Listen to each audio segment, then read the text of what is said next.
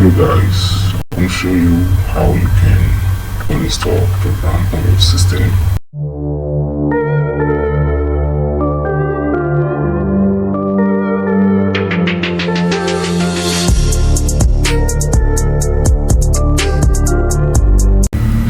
So on your PC, just grab your PC, Windows, grab it and type control panel.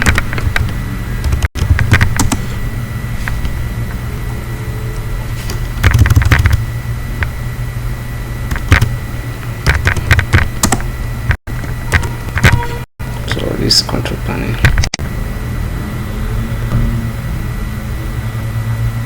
Then you find programs and features. So normally you're going to find these icons larger. So this is it. For me, I just make it more smaller for more convenience. So I'm going to uninstall software here.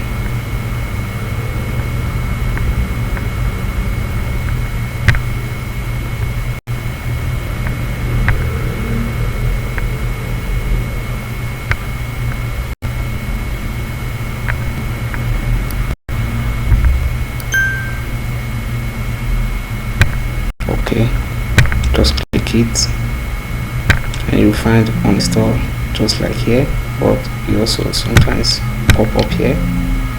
So uninstall.